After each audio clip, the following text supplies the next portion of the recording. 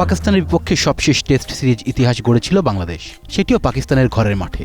প্রথমবার প্রতিপক্ষের বিপক্ষে টেস্ট জয়ের সঙ্গে 2 ম্যাচ সিরিজেও জিতে যায় বাংলাদেশ। সেই সুখস্মৃতি নিয়েই এবার ঘরের মাঠে নামবে নাজমুল হোসেন শান্ত ও লিটন দাসরা। এবার দেশের মাটিতে ইতিহাস গড়তে চায় বাংলাদেশ। মিরপুরের সংবাদ সম্মেলনে এমনটাই জানিয়েছেন ফিল সিমন্স। বাংলাদেশের কোচ বলেছেন, ওটা ইতিহাস, সেই ইতিহাস এখন অতীত। আপনি ইতিহাস নিয়ে কথা বলছেন, আমরা এখন নতুন ইতিহাস গড়তে চাই। এজন্যই আমরা শুক্রবারের দিকে তাকিয়ে আছি এবং দেখতে চাই কি হয়। তখন কি হয়েছিল তা কোনো ব্যাপার না।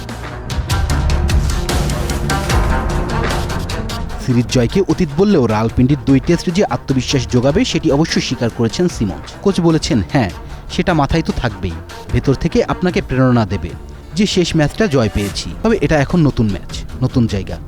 আমরা এখন বাংলাদেশে আছি, পাকিস্তানে নয়। সবকিছু পেছনে ফেলে এই ম্যাচের দিকেই আমাদের মনোযোগ দিতে হবে।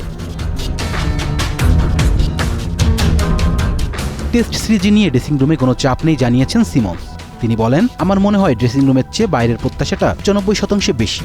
ড্রেসিং রুমের প্রত্যাশার চেয়ে সাধারণ মানুষের এবং বাকি সবার প্রত্যাশা অনেক বেশি। আমরা প্রস্তুতি নেই এবং খেলার জন্যই মুখিয়ে থাকি। গত সিরিজ থেকে বেয়ে আসা প্রত্যাশা আমাদের কোনো সাহায্য করে না, তাই আমরা চেষ্টা করি সেগুলোকে ড্রেসিং রুমের বাইরে রাখতে। আমার মনে হয় ভেতরের চেয়ে বাইরের চাপটাই বেশি। Please subscribe our channel to get more information about Sports World.